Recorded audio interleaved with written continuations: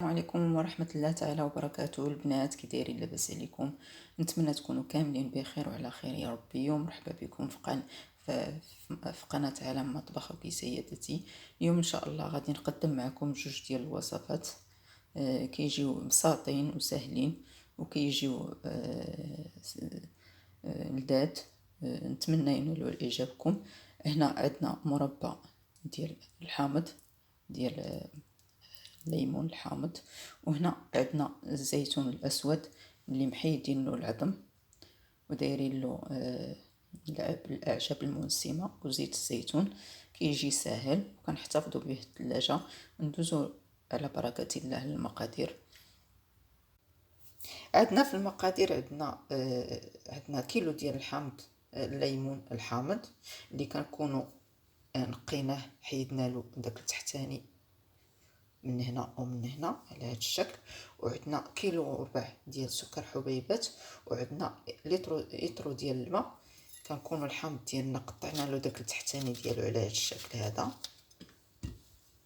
الشكل البنات.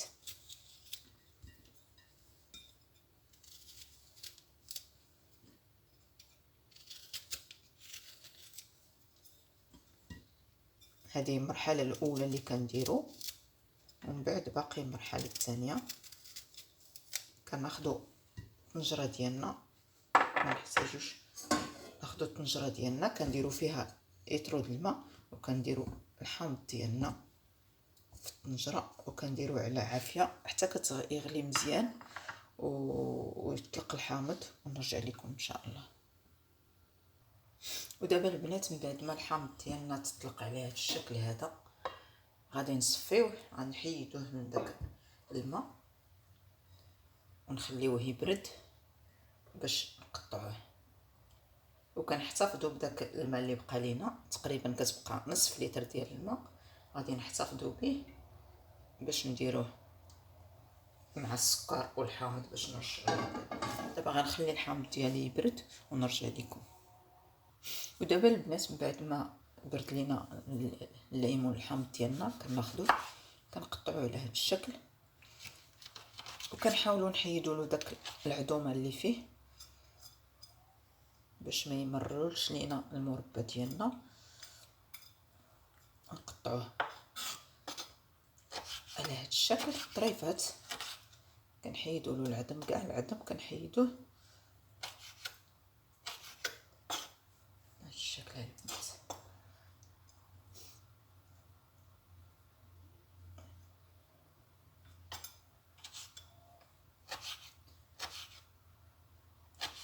على هذا الشكل هذا نحيدوا له العظيمه ديالو، كنخليوه بالقشره ديالو.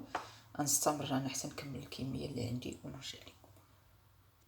دابا البنات من بعد ما كملت الكميه اللي عندي، نص قطعته على هذا الشكل ونص خليته صاين. اصلا هو راه حنا غادي نطحنوه. كناخذوا الطنجره ديالنا كنضيفوا عليها داك الحامض، كنضيفوا عليها السكر، وكنضيفوا عليها لتر ديال الماء،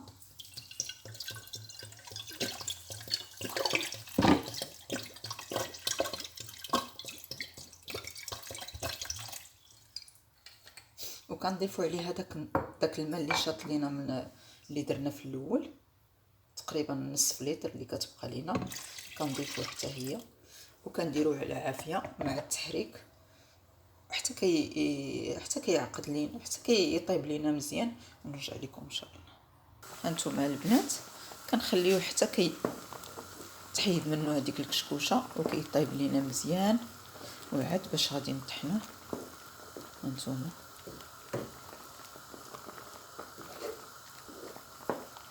كنخليوه حتى كتبقى تحمر داك الماء اللي السكر كتحمر هاد لاصوص هادي. ومن بعد كنطحنوه، نخليه واحد نص ساعه ونرجع لكم ان شاء الله. البنات بغيت نشارك معكم الطريقه كي كندير الزيتون الاسود، كي كنشرملو وكنديرو في البواطه وكنخليه ملي كنبغي كنجبدو.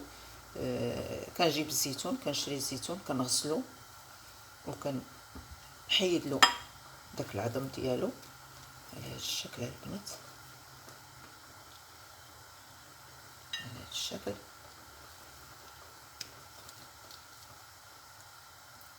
ثم ساهل كنضغطوا عليه على هذا الشكل وكنحيدوا له داك العظم. كيجينا ساهل كنديروه في البواطه على هذا الشكل، كنحيدوا ليه العظم كنديروه في البواطه وكنسموه بالاعشاب اللي بغينا. نديروا عليه زيت الزيتون، وملي كنحتاجوه كنديروه فوق المائده ديالنا. منها ما كنتعذبوش في هذا العظم، كنكونوا محيدينهم. كيجي بنين وسهل. نستمر انا حتى نقي الزيتون ديالي ونرجع لكم.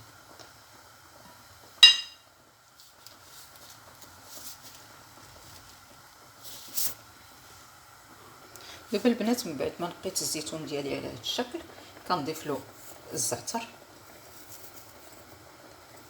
واحد المعلقه صغيره ديال الزعتر واوراق الرند، وإلا كاين ازير حتى هو. وكنضيف له شويه ديال السودانيه، الفلفل الحار، اي شويه باش كيعطينا تنسيمه. وكنضيف له شي 2 معالق ديال زيت الزيتون.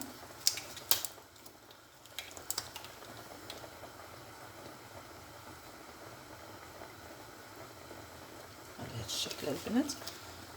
ومن بعد كنحرك هذا الخليط وكنديرو في البواطه وكنخليه. اللي بغى تضيف له الثوم كتضيف له على هذا الشكل البنات. كيجي ساهل وكيجي بنين.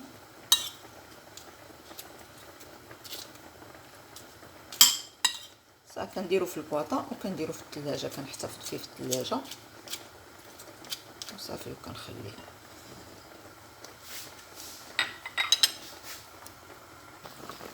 البنات. بالنسبه للمربى ديالنا هذا هو وجد، هانتوما كتشوفوا. دابا غادي نخليه يبرد حتى كيبرد ليا ونطحنو. اللي عندها الميكسور اللي باليد طحنو، الميكسور اللي